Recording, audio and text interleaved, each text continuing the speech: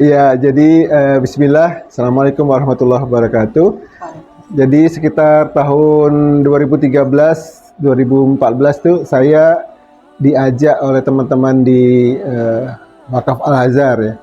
Jadi ketika saya ikut aktif di kegiatan tersebut, kegiatan wakaf, kami diajarkan oleh Ustadz bahwa ada hadis Rasulullah, apa yang dimaksud Rasulullah terhadap tiga amalan yang tidak terputus ketika kita sudah meninggal dunia. Yaitu yang pertama adalah amal jariah, kemudian ilmu yang diamalkan, dan yang ketiga doa anak soleh. Itu hadis riwayat Muslim. Yang berdasarkan dari hadis itulah kami kemudian tergerak, eh,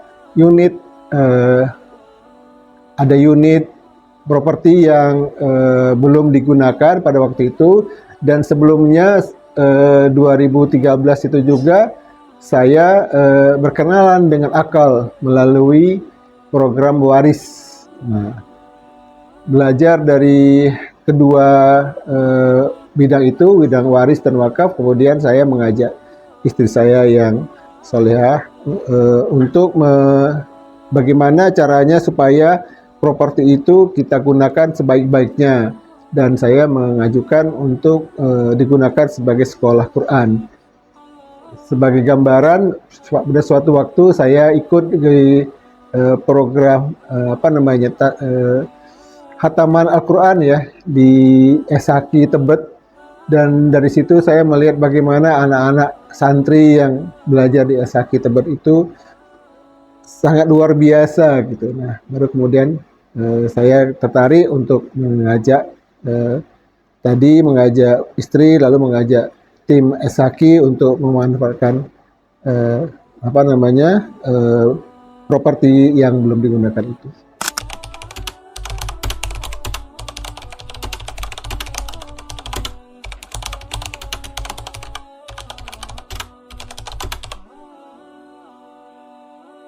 Bismillahirrahmanirrahim. Awalnya sih kalau beli ruko itu kan hanya untuk investasi aja gitu awalnya, belum tahu mau dibuat buat apa, tapi ya hanya sekedar investasi. Tapi sebenarnya yang lebih aktif gitu ya, kemudian yang ngajakin supaya mengusulkan gitu, untuk mengusulkan tadi udah ceritain sama Pak Hairil, ini ada peluang nih, ada peluang untuk dimana ruko itu bisa kita manfaatkan untuk sekolah, dijelaskan lah ya semua dalam bentuk wakif seperti ini, seperti yang sudah jalan selama ini. Dan kebetulan karena saya pikir dia juga yang lebih tahu ilmunya, dan saya pikir juga alhamdulillah rezeki yang ada masih cukup, dan kita belum perlu memanfaatkan awalnya sudah ada gitu yang nawar gitu untuk ruko bisnis lah gitu ya. Tapi memang waktu itu ya kok kayaknya kurang sreg gitu ya. Akhirnya nggak lama setelah itu ada usulan dari Pak Hairil, iya juga ya, kenapa nggak, mungkin kita selalu berdoa nih gimana supaya harta yang dititipkan Allah itu bisa menjadi berkah. Kadang kan kita nggak tahu juga ini jalan terbaiknya seperti apa. Ini kayak udah ngerasa ya mungkin ini Allah udah tunjukin nih, ini ada jalan untuk bisa digunakan yang lebih baik gitu ya. Udah saya ikut aja, saya manut aja dengan semua prosesnya gitu. Dan saya yakin ketika itu digunakan untuk sekolah untuk hafiz Quran juga gitu, kenapa enggak, Bismillah. Dan kita tahulah bahwa sebenarnya dari itu termasuk salah satu jalan atau mungkin investasi yang mudah-mudahan lah, kita juga nggak tahu ya, mudah-mudahan niat kita ini juga uh, ikhlas gitu ya, dicatat Allah ridho dengan apa yang sudah kita lakukan. Jadi sebenarnya semuanya seperti yang dikatakan Pak Hairil tadi gitu. Jadi saya ikut aja, saya percaya dengan apa yang diusulkan oleh Pak Hairil, dengan alhamdulillah yang sudah berjalan lebih dari 6 tahun. 6 tahun menuju 7 tahun ya.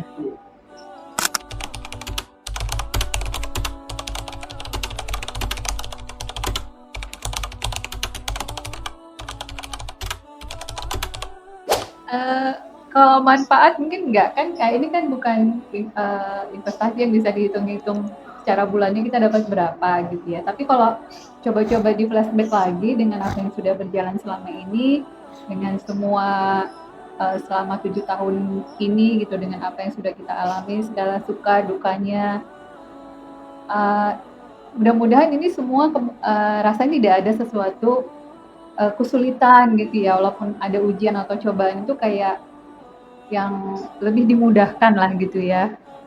Mudah-mudahan itu semua juga karena Allah ridho gitu. Tapi kita nggak tahu, nggak mau nggak mau apa juga apa namanya, Mengklaim itu. gitu. Tapi ada semacam apa juga ya, Nah, gitu ada lah. kelegaan gitu ya, bahwa alhamdulillah ini ada satu aset yang kita miliki.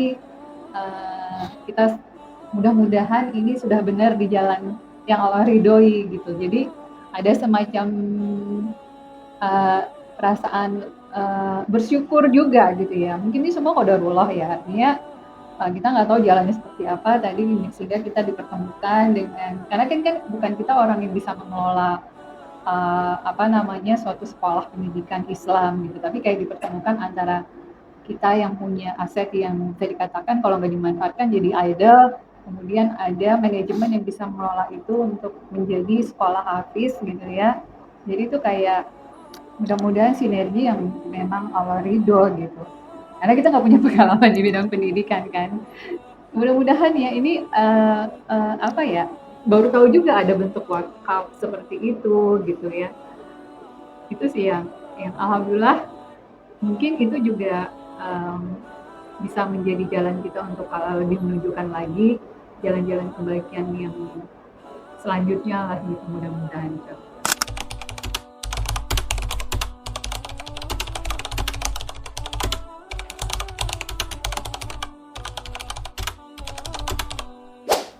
Bergaul dengan orang-orang soleh, ya itu yang pertama ya. Yang kemudian kedua, kita menjadi insya Allah menjadi wasilah untuk anak-anak menghafal Quran. Saya ingat ada nama Ananda King Faisal Jim. Nanti tolong di-mention Jim dan Bunda Jim, Bunda Khaf, dua anak yang membuat kita bangga menjadi tempat mereka belajar Al-Quran sampai sekarang. Lalu ada satu lagi cucu kami, Ananda Dimi, yang walaupun sekarang berada di luar kota, beliau ada di Medan, tapi masih semangat untuk mengikuti program-program hafalannya. Alhamdulillah sudah Dimi sekarang sudah hafal 3 juz dan menuju juz 2 Al-Baqarah. Insya Allah berkah buat Dimi dan buat yang lain juga. Ada lagi dua anak kami yang yaitu Syasha dan Ahza. Syasha sudah tasmi juz 30, Ahza masih proses untuk mudah-mudahan masih semangat untuk bisa hafal juz 30 dan yang lain-lain.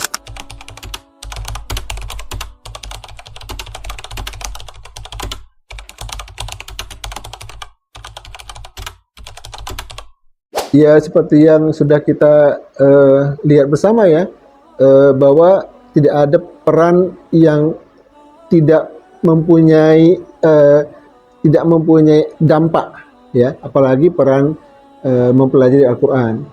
Kalau kata orang-orang yang pintar tuh, kepak sayap kupu-kupu di Amazon itu bisa mengubah ekosistem dunia gitu. Jadi kami percaya sekali bahwa dengan kegigihan tiga unsur yang utama dalam mengembangkan pendidikan Al-Quran ini, yaitu para santri dan para wali santri, kemudian para guru-guru dan juga para wakif di Esaki dimanapun berada, itu tentu saja sedikit atau banyak bisa menstabilkan ekosistem dunia. Masya Allah, tidak ada keraguan sedikit pun terhadap itu. Nah, gitu. Iya, kalau mungkin tambahan juga, sebenarnya kan kita juga ingin, bismillah kita juga ingin menjadi bagian yang bisa ikut dalam syiar untuk membangun generasi dan masyarakat yang Qurani gitu ya. Di tengah, tapi kita memiliki keterbatasan kemampuan secara kapabilitas pendidikan, Kemudian kalau saya pribadi saya kayak ya udah ini udah di tangan orang-orang yang memang sudah ahlinya memanage sekolah hafiz Quran seperti itu. Ada Ustadz Bahtiar dan manajemen SAQ yang dikelola di bawah yayasan Akal. AKL gitu. Jadi kalau buat saya sih ya udah mungkin Allah udah kasih nih perannya masing-masing gitu kan ya. Dan mudah-mudahan itu bisa menjadi apa namanya kontribusi kita bersama lah gitu. Dan kalau dari sisi kita berdua mungkin bisa menjadi jariah juga buat orang tua dan kakek nenek buyut kita yang udah mendahului ya, sama orang tua lah ya, mudah-mudahan ya. Dan kita juga sebenarnya sebagai wakif gitu juga kita siap apa gitu ya, mungkin ada usulan untuk perbaikan pengelolaannya gitu juga kita siap ya, semampu kita untuk ikut sama-sama lah kita kita apa lagi ya, kita improve lagi mungkin kalau dari SAQ dari sisi manajemen pendidikannya, dari sisi kita bisa mungkin dengan membantu untuk memperbaiki fasilitasnya yang seperti itu. Sama satu lagi, ada dua ya. Satu lagi, yang pertama adalah karena kita dari Sumatera, kita punya pepatah itu tiga tungku sajarangan. Nah, itu. Padang. Itu dari Sumatera Barat ya, benar. Itu ada Dini Mama, terus ada adat sama siapa saya lepas lagi. Sama satu lagi yang juga mirip adalah dari tanah Batak, apa namanya tadi? Dalihan Natolu. Dalihan Natolu gitu buatnya. Jadi ada 3 unsur ya. Jadi adat kita itu selalu ada 3 unsur. Yaitu tadi sebutnya Mora, Kahanggi, dan anak boru. Kalau dikaitkan dengan SAQ ada santri, wali santri, ada guru-guru, dan ada penyedia tempat gitu ya. Tiga-tiganya berperan aktif. Kemudian ada fasilitas lah gitu. Iya, ya, fasilitator. Yang kemudian yang kedua, kami mendukung dan mendorong agar manajemen SAQ bisa meningkatkan mutu akreditasi SAQ yang sekarang dari PLSM menjadi sekolah yang terdaftar.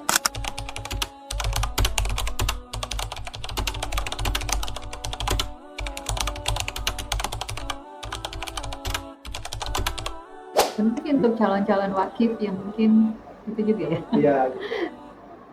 Saya dulu. Iya, boleh. Silakan.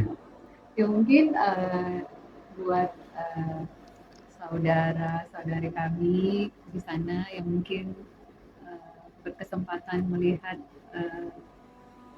apa namanya video ini gitu ya. Mungkin kami ingin sharing aja pengalaman bahwa selama 7 tahun kita bekerja sama dengan ATL ya di bawah sekolah hafiz Quran gitu. Ini bisa menjadi wasilah kita gitu. Mungkin kita tahu bahwa kita sering mendengarkan dari guru-guru kita bahwa apa tadi istilahnya Babi, orang yang paling baik itu adalah orang yang mempelajari Al-Quran dan mengajarkannya. Tapi mungkin tidak semua dari kita mampu melakukan semuanya itu dalam waktu yang bersamaan. Mungkin kita bisa berbagi peran itu dengan apa yang kita miliki. Mungkin dalam contoh pengalaman kami tidak bermaksud ria, kita punya aset yang sebuah ruko gitu ya, yang kita kerjasama, kita sebagai wakif menyerahkan penggunaan ruko tersebut untuk menjadi fasilitas untuk di mana anak-anak di situ bisa belajar Al-Quran, mentadaburi, belajar membaca sampai menghafalkan ya, namanya sekolah hafiz Quran. Mungkin ini sebagai sharing dari kami, bisa menginspirasi juga nanti saudara-saudari kami yang lainnya apabila ingin mengamalkan, bisa berbagi melalui cara yang kami lakukan juga bekerjasama dengan AQL, dengan SAQ. Mungkin itu aja. Bismillah, Bapak Ibu yang dimuliakan Allah, izinkan saya untuk menyampaikan satu ayat dalam Al-Quran, Surah Ali Imran ayat 92 yang menjadi dasar atau penyemangat kita untuk menginfakkan harta kita. Allah berfirman, A'udzubillahi minasyaitonirrajim, lan tanalul birra hatta tunfiku mimma tuhibbun.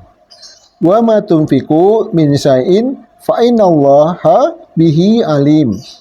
Kamu sekali-kali tidak akan memperoleh kebajikan yang sempurna sebelum kamu menginfakkan sebagian harta yang kamu cintai. Allah menggarisbawahi sebagian harta yang kamu cintai.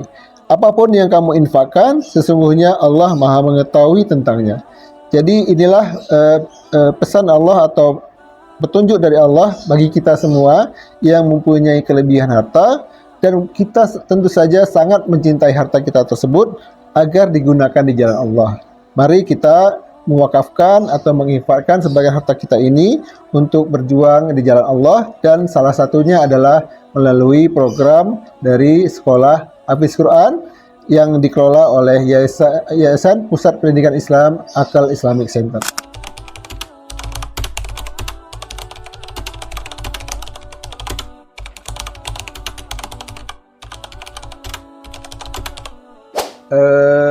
Peran wali santri ya seperti yang sudah dijalankan oleh Saki tentu saja ya, bahwa selain mengajarkan anak-anak juga ada mengajarkan program-program buat wali santri.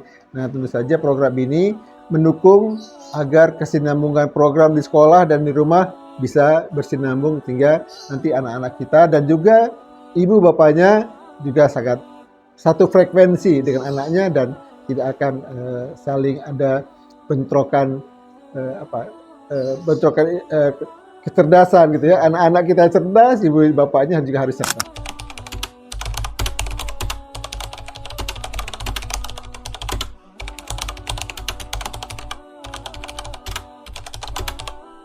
Ini kan untuk anak-anak didik semua ya, yang ada di sekarang ini ada di Sekolah Hafiz Quran, baik di Bekasi maupun di SAK lainnya. Tentunya kami sebagai orang tua gitu ya, mendoakan semoga anak-anak kami yang sedang belajar di SAK selalu diberi kesehatan, kemudahan dalam menuntut ilmu, dan juga semoga dimudahkan Allah juga untuk mempelajari, tadi mentadaburi dan mengamalkan dan membawa menjadi menyebarkan gitu ya kebaikan itu juga ke rumah dan ke lingkungan, sehingga ini semua akan menjadi titik awal, sama-sama menjadi titik awal untuk kita menciptakan, mewujudkan masyarakat yang Qurani. Kami juga berharap doa dari anak-anak santri untuk kami dan tentunya untuk semua orang tua yang ada di luar sana agar selalu juga diberi kemudahan dan kebaikan dan petunjuk oleh Allah untuk selalu berada di jalannya dengan amal-amal kebaikan yang lebih baik lagi ke depannya.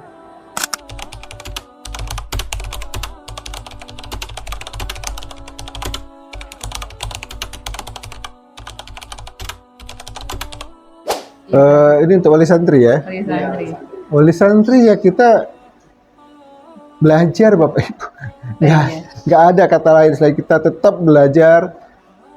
Saya ingat sekali apa yang disampaikan guru kita Kiai Bahtiar Nasir, yaitu sediakan waktu untuk Al-Quran, siapkan waktu untuk Al-Quran, dan bukan waktu yang sisa-sisa gitu. Jadi bukan sisa-sisa waktu kita untuk belajar Al-Quran, tapi kita siapkan waktu yang khusus untuk itu. Mungkin tambahan lagi, mungkin juga untuk bisa disiplin juga ya untuk mengawal anak-anak didiknya untuk tetap bisa istiqomah, disiplin supaya mereka bisa tetap dengan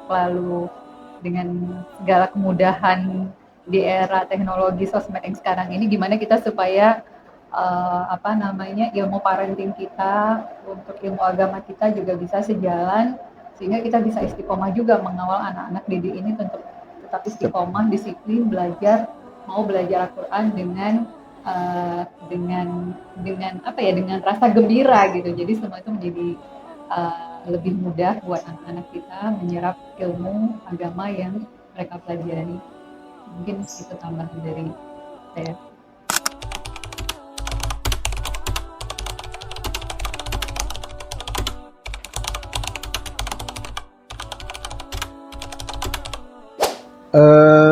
Kalau kita lihat dari struktur kemasyarakatan kita ya, yang umum ya. Masyarakat kita kan masih paternalistik, ya, paternalistik. Jadi saran saya kepada pengelola SHQ yang ada di Ciputat, di Magetan dan yang di Karawang, yang lingkungan perumahan, ya datangin, kunjungin para pemuka agama, para nenek mama pemuka agama. Kalau nenek mama orang Sumatera lagi ya. Karena dari mereka lah kita bisa mendapatkan masukan, dan mereka yang paling tahu kondisi masyarakat di sekitar itu. Datangi mereka, diskusi, ajak ya, ajak saling seperti ini. Kadang-kadang ya mungkin Saki juga bisa meniru pola rumah Quran ya, RTQ ya. Rumah RTQ kan itu kan dia mengajarkan Al-Quran kepada lingkungan-lingkungan yang lebih kecil, nanti bisa diajak ke Saki.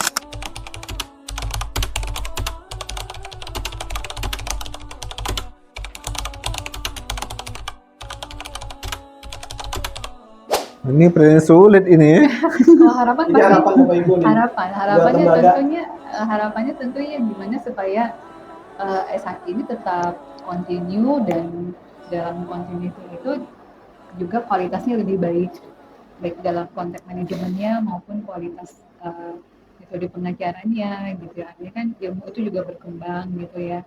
Mungkin kita sebagai orang awam yang di ilmu pendidikan agama ini cuman sebagai harapannya tentu itu, artinya lebih baik semuanya tetap bagaimana ini tetap bisa berkembang dalam konteks kuantitas maupun kualitasnya gitu ya. Juga termasuk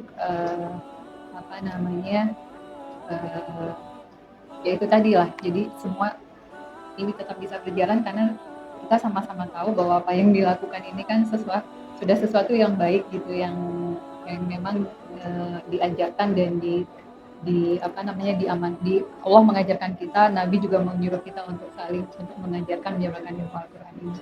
Harapan itu sih lebih baik dari sisi kualitas, dan juga ini tetap semakin banyak lah gitu ya santrinya nanti yang bisa dicetak dari SHQ ini. Mudah-mudahan nanti sekolahnya juga bisa, kalau muridnya ada semakin banyak, misalnya kapasitasnya semakin dibutuhkan lebih banyak lagi, mungkin nanti ada rezeki jalan lagi untuk kita punya fasilitas yang lebih baik lagi, apakah itu dari kita atau dari wakil-wakil yang lain mungkin ya. Allah mudahkan. Boleh tambah satu sedikit. Tadi kan kaitannya bagaimana kita meningkatkan ya, mengamalkan.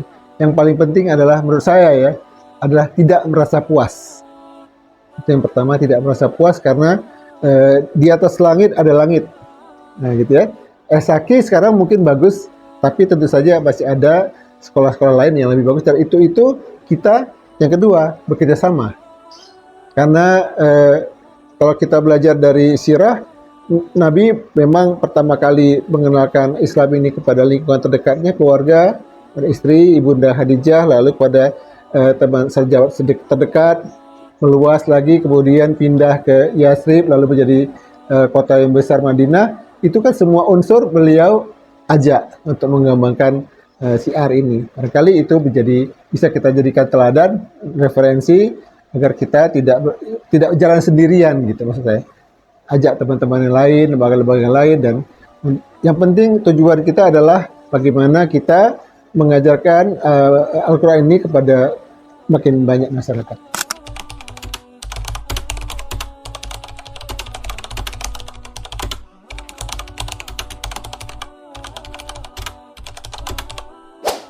Pertama-tama mungkin kita sangat senang juga ya, artinya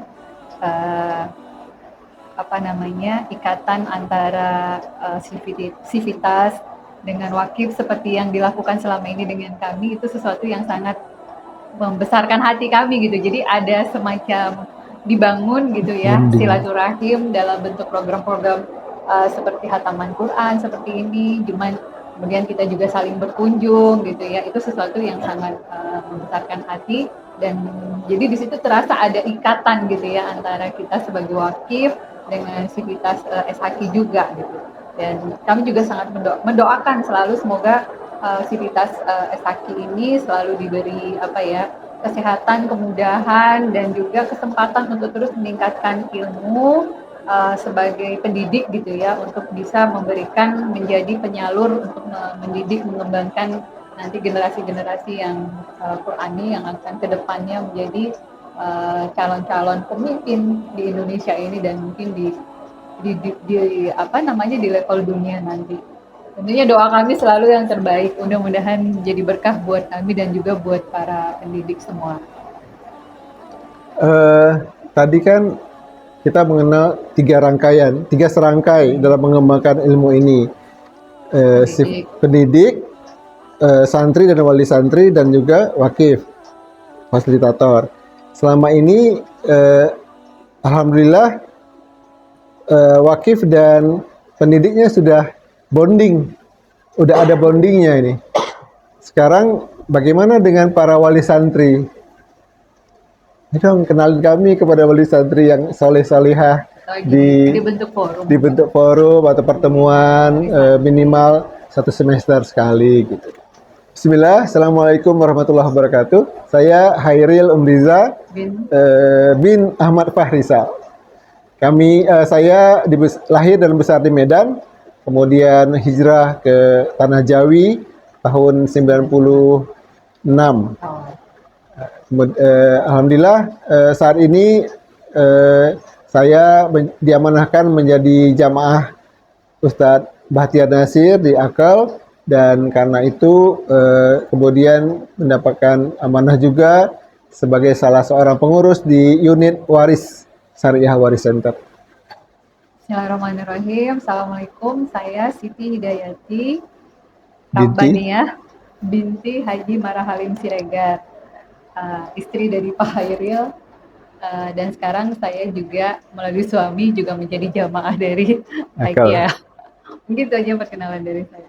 Wassalamualaikum warahmatullahi wabarakatuh. Sekolah Hafiz Quran, bertauhid, berbakti, cerdas, berakhlak. Allahu Akbar. Ayo ngaji di S Haki.